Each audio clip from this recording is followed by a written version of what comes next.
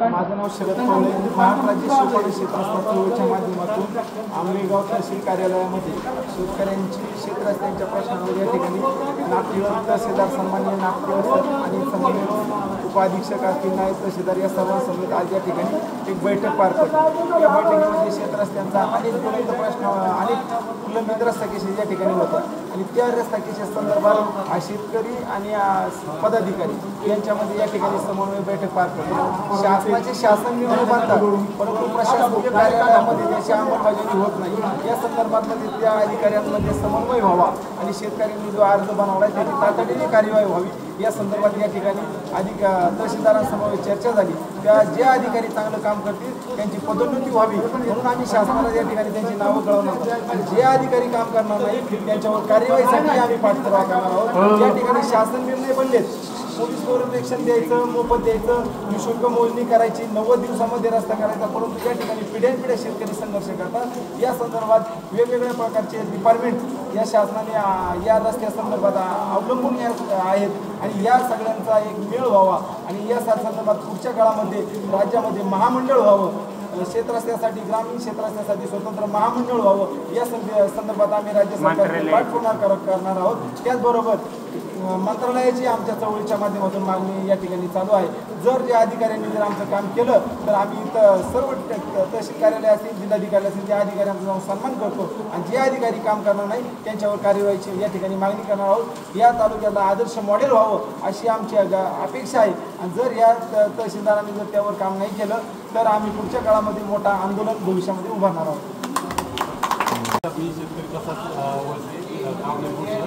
आता इथं तहसीलदार साहेबांच्या व्हिडिओ मॅडमच्या आणि इथं सर्व पदाधिकाऱ्यांच्या बरोबर मीटिंग झाली. पवळे साहेबांनी आणि सांगोले मॅडमनी त्यांना काही सूचना केल्या, त्यांनी त्या मान्य केल्या आणि त्याबद्दल त्यांचा बोलण्यातून सकारात्मकता जाणवली. भविष्यातल्या काळात ते सर्व लोकांना न्याय देण्याचं काम करतील आणि जे प्रलंबित रस्त्याचे विषय आहेत, ज्या तक्रारी आहेत त्या लवकरात लवकर पूर्ण करतील आणि मार्गी लावतील असा त्यांनी विश्वास या ठिकाणी व्यक्त केलेला आहे. आम्ही सर्व शेतकऱ्यांनी त्यांचे आभार मानले आणि आमची हीच अपेक्षा आहे की लवकरात लवकर जे प्रलंबित विषय आहेत ते मार्गी लावण्यात यावे, शेतकऱ्यांना त्रास कमी व्हावा.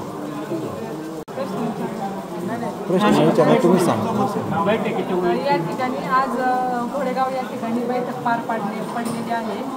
तहसीलदार नागसेवक साहेब यांनी चांगल्या पद्धतीने रिस्पॉन्स देऊन इथून पुढच्या काळात शेतकऱ्यांसाठी ज्या ज्या अडीअडचणी येत आहेत रस्ता खुला करण्यात आम्ही त्या अडीअडचणी सोडविण्याचं आश्वासन या ठिकाणी आंबेगाव तालुक्यातील तमाम शेतकरी बांधवांसाठी दिलेलं आहे. कारण आपण पाहतोय आंबेगाव तालुका हा पूर्णतः शेतीवर अवलंबून असून पूर्ण जे आमचे शेतकरी बांधव आहे शेतातून जे उत्पन्न निघेल त्यावरच त्यांची उपजीविका या ठिकाणी अवलंबून आहे. त्यामुळे आंबेगाव तालुक्यातील सर्वच्या सर्व रस्ते लवकरात लवकर कसे खुले करता येतील आणि शेवटच्या भावाला कसा आम्हाला न्याय देता येईल यासाठी ज्या ठिकाणी आज शरददादा पवळे असतील, मी असेल किंवा आमचे जे शिरूर तालुक्यावरून 5-6 लोकांची टीम या ठिकाणी उपस्थित झालेली आहे. तर त्या टीमच्या माध्यमातून सर्वांच्या माध्यमातून आम्ही एकच आंबेगाव तालुक्यातील तमाम शेतकरी बांधवांना सांगू इच्छितो की या ठिकाणी आता ही टीम आलेली आहे. इथून पुढच्या काळात तालुक्यातील कानाकोपऱ्यातील शेवटच्या आमच्या आदिवासी भागातील शेतकऱ्याचा देखील रस्त्या कामी त्याला कुठलीही अडचण राहणार नाही आणि त्याला शेतात जाण्यासाठी किंवा त्याचा शेतातला जो माल निघेल तो आपल्या बाजारपेठेपर्यंत नेण्यासाठी कुठलीही अडचण या ठिकाणी होणार नाही. तिथून पुढच्या काळात आम्ही सर्व शेतकरी आणि आम्ही समन्वय समितीतील लोक आपल्या सोबत आहोत. तुमचा फ्लॅट, घर, बंगला, व्यापारी गाडे, दुकान, जागा, शेतजमीन, प्लॉट्स विकायचे आहेत का? विकायचे असतील तर आजच आमच्याशी संपर्क साधा.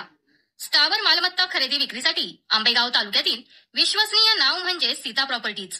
आमची वैशिष्ट्ये: जलद व्यवहार, तुमच्या प्रॉपर्टीजची योग्य किंमत, मालक व ग्राहक यांच्यात समोरासमोर पारदर्शक व्यवहार. आमचा संपर्क 7972 82 24 33 व 80 10 25 09 54.